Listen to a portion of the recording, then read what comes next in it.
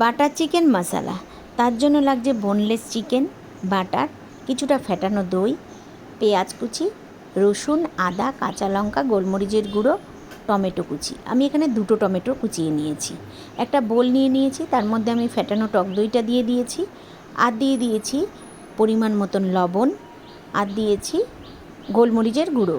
সেটা আমি ভালো করে মিশিয়ে নেব। তারপরে আমি চিকেনগুলোকে এর মধ্যে অ্যাড করব।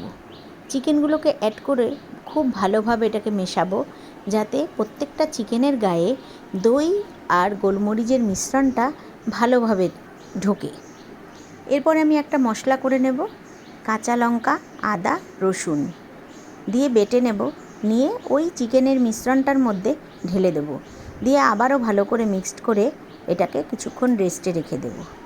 কারণ বাটার চিকেন মশলা যতক্ষণ বেশি রেস্টে রাখা যায় ততই মাংসটা সফট হয়। এবারে আমি আরেকটা কড়াইতে 2 চামচ সর্ষের তেল দিয়ে দিয়েছি, 2টো পেঁয়াজ কুচিয়ে নিয়েছি আমি। পেঁয়াজ কুচিগুলো দিয়ে বেশ নরম করে ভেজে নেব, আর দিয়ে দেব সঙ্গে 2টো টমেটো যে আমি কেটে রেখেছিলাম, ওই 2টো টমেটো। এটাকে দিয়ে বেশি কড়া করে ভাজবো না, নরম করে ভাজবো। তার মধ্যে আমি 1/2 চামচ হলুদ গুঁড়ো দিয়ে দিয়েছি, আর অল্প লবণ দিয়েছি, কারণ আমি আগে যেহেতু লবণটা দিয়েছিলাম চিকেনটা ম্যারিনেট করার সময়, সেহেতু পরে দিয়ে আমি আবার টেস্ট করে চিকেনটা লবণ দেব। আর এইদিকে আমি কয়েকটা কাজু নিয়ে নিয়েছি, আর বেশ কিছুটা চালমগজ নিয়ে নিয়েছি। কাজুগুলোকে আমি তেলে ভেজে নিয়েছি, কারণ কাজুগুলো একটু নরম হয়ে গেছিলো। আপনারা যদি মনে করেন যে কাজুটা ভাজবেন না, নাও ভাজতে পারেন, কোনো অসুবিধা নেই। মশলাটা খুব ভালো করে আমি ভেজে নিয়েছি, কিন্তু খুব কড়া করিনি, নরম করে নিয়েছি। এবারে আমি একটা মিক্সির জারে এটাকে মশলাটা পেস্ট করে নেব। মশলাটাকে কিন্তু খুব ঠান্ডা করে পেস্ট করতে হবে। আর মশলাটা আমার যেহেতু অল্প গরম ছিল, দেখতেই পাচ্ছেন ধোঁয়া উঠছে, সেহেতু আমি 2টো বরফের টুকরো দিয়ে দিয়েছি। আর আপনারা যদি এটাকে ঠান্ডা করে একদম বাটেন, তাহলে বরফ দিতে হবে না। যেহেতু আমারটা একটু গরম ছিল, সেহেতু আমি দিয়ে দিয়েছি। আর তারপরে আমি এখানে নিয়ে নেব 1/2 চামচ গরম মশলা, 1/2 চামচ জিরে গুঁড়ো, আর 1/2 চামচ ধনে গুঁড়ো দিয়ে আমি সমস্তটা মশলাটাকে পেস্ট করে নেব মিহি করে। এবারে আমি কড়াইয়ের মধ্যে কিছুটা বাটার নিয়ে নিয়েছি, কারণ এই রান্নাটা বাটার দিয়েই হবে এখন। বাটারের মধ্যে আমি চিকেনের মিশ্রণটা ঢেলে দিয়েছি। বেশ কিছুক্ষণ ধরে এটাকে আমি নাড়িয়ে চাড়িয়ে ঢাকা দিয়ে দিয়েছি।